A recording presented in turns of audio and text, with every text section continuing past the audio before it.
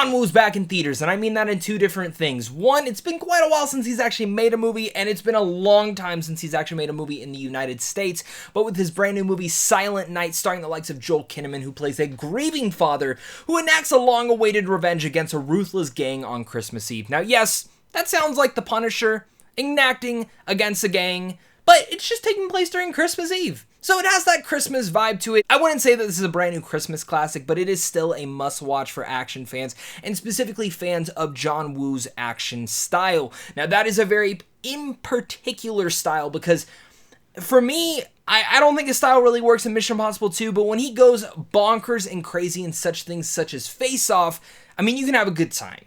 And for me, again, I've never been the biggest enthusiast of John Woo. I can't say that I've seen all of his movies, but I've seen quite a bit.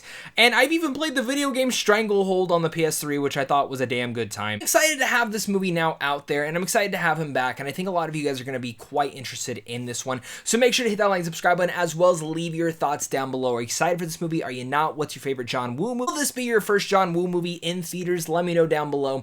And without further ado, it's time to start talking and starting with the pros. And one thing I want to mention is this film, I think, has a really hard task, and that is the fact that there is no dialogue in this movie. It is a completely and utterly silent movie, besides the gun bullets flinging everywhere across the screen, cars roaming around, and a bunch of kills and blood splattering across the screen. And that's something that's difficult to say, because I think that's going to work for some people and will not work for others. Now, there's no problem with it not having dialogue. I actually really love the fact that the main protagonist could not talk. But I think it's a little weird that not everyone could talk. We'll talk a little bit more about that in my mixed aspects, but I think what John Woo was able to do with this, and I think a lot of this bravo and acclaim that I have to give this, is Joel Kinnaman's performance.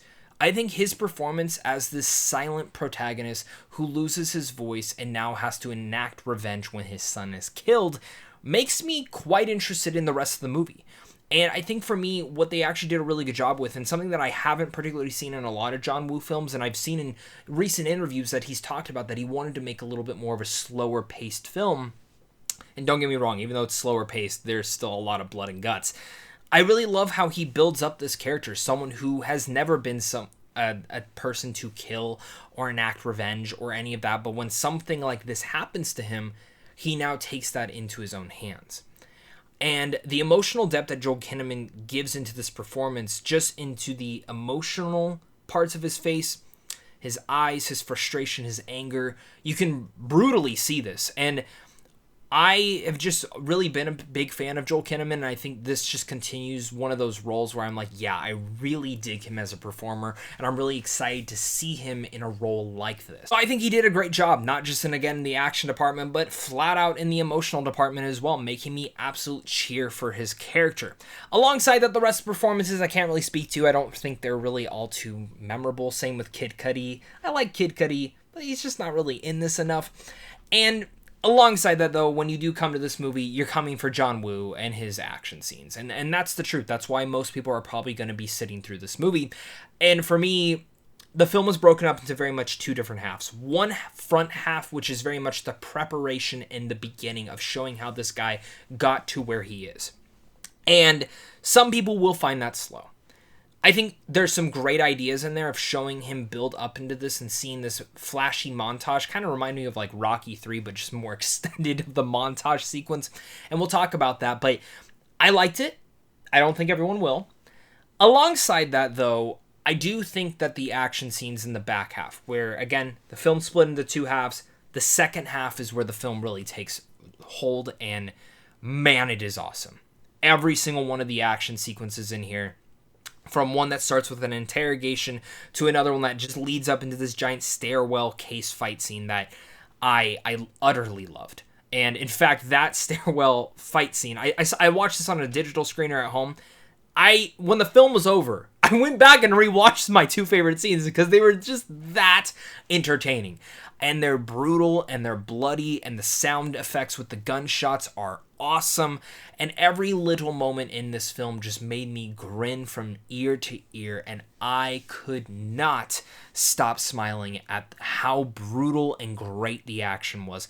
And again, John Woo just does an amazing job filming these. And one thing that I love seeing is that I feel like a lot of action scenes nowadays step away from the brutal aspects of seeing someone struggle to take another person down, and at times can feel a little bit fake. I won't go against John Wick because I think John Wick's incredible, but I think even some of us can be like, okay, really, like, this person's not going to die. This feels very much more realistic into the tone of two people fighting. Like I mentioned, that interrogation sequence, that whole sequence, the way that it kind of comes and goes feels very realistic, and it feels edge to the ground where you really are on the edge of your seat waiting to see who's going to get that next punch or that next hit. And I found that every single one of the sequences in here kind of led into that. There's a couple sequences while he's driving that he's shooting out the side of the windows, and it's honestly just utterly badass. And with it being John Woo, the slow motion, do not get me wrong, is pretty damn awesome.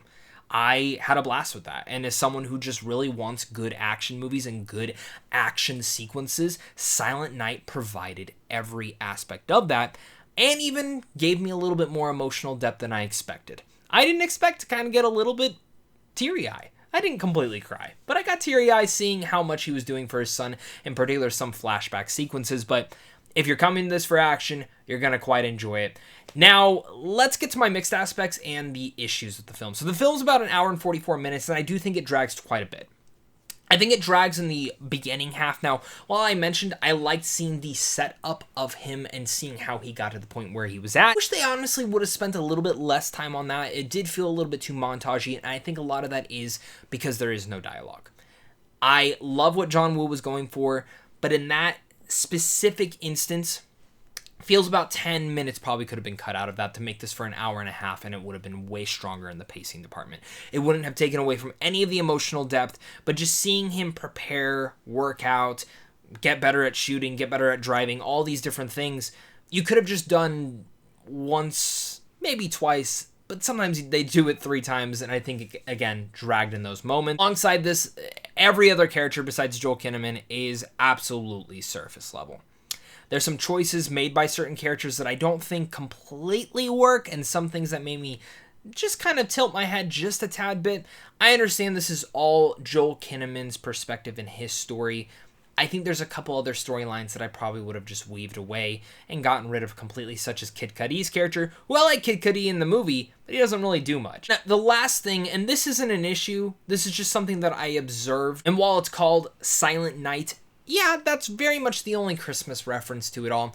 There's not a big Christmas vibe to it. It doesn't really feel like a Christmas season in here. Particularly, it just has a couple ornaments here and there, a couple things that go towards Santa, and maybe even a couple musical notes. But besides that, not a huge thing on the Christmas thing. So, you know, when you go see Die Hard, there's countless things in there that all take place during Christmas. I would have liked a little bit more in here. That's just a personal preference. So that way I can say that this is a Christmas classic. Genuinely, I think this is a must-watch movie. I was entertained from top to bottom. I found that the main character at least, was very emotional, and I got into the depth of his story. It might be a tad bit slow in the beginning, but once it gets into that action, it was completely worth it. And I think John Woo did a great job directing this, specifically in all the action departments, which is exactly what you expect. There is not one weak action scene in here. I think each and every one of them are entertaining as all hell, and this is just a bloody awesome time at the movie. So if you're an action fan and you're a John Woo fan, you should absolutely go check this out. That's why I'm going to give Silent Night a B+. Couple things here and there I would have honestly changed just to make this film even better, but overall, while I don't think it's a Christmas classic, it's definitely one I'm going to be tuning into at least once a year to get my Christmas fix into there, even though, again, it doesn't have a lot of Christmas references, just has a lot of badass action, and that's the way we'll watch it. Thank you so much again for watching this. Make sure to hit that like, subscribe button, comment down below your guys' thoughts, and of course, until next time, stay classy.